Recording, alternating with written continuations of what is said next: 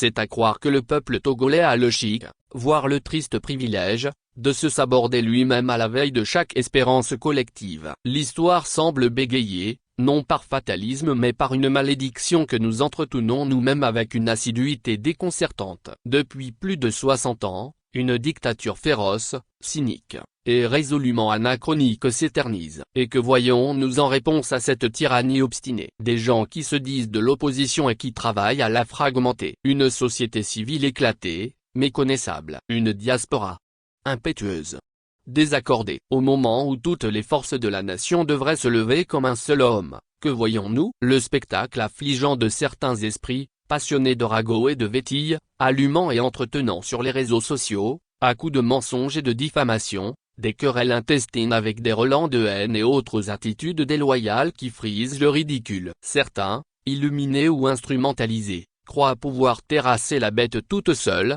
à coups de posts enflammés et de vidéos indignées. Et, dans un élan d'arrogance ou d'aveuglement, ils décrètent que la lutte peut et doit se faire sans les partis politiques. Rien que ça. À les entendre, il faudrait écarter ceux qui, bien ou mal, ont pourtant essuyé les tirs, porté les deuils, et maintenu le flambeau allumé, parfois au prix de leur liberté, de leur vie ou de leur crédibilité. Mais posons-nous la seule question qui vaille, qui combattons-nous vraiment? La dictature militaire ou nos propres alliés? Il ne saurait y avoir de victoire contre une tyrannie enracinée dans les tripes du pays sans une coalition large, lucide et humble. Le combat contre les Knassimbé n'est ni le monopole de blogueurs, ni le brevet de partis politiques, ni la chasse gardée d'un groupe WhatsApp. C'est l'affaire de toutes les forces vives, quelle que soit leur forme, leur parcours ou leur langage. Hélas, à défaut d'unir nos intelligences, certains préfèrent l'excommunication politique, ils passent leur temps à dénoncer cela même qu'ils supplient ensuite en coulisses de mobiliser les foules,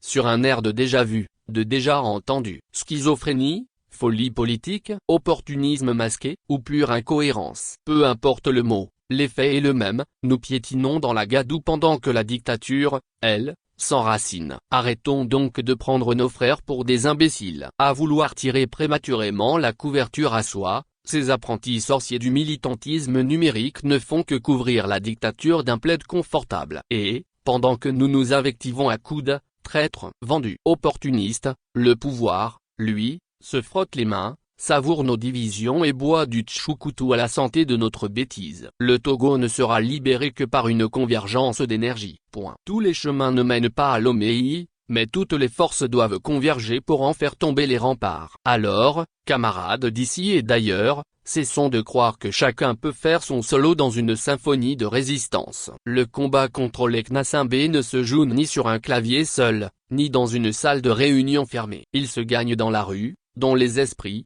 et surtout, dans l'union lucide et stratégique. À bon entendeur, salut. Car si nous ne vaincons pas ensemble, alors c'est ensemble que nous périrons, dans le ridicule et l'impuissance, face à l'histoire.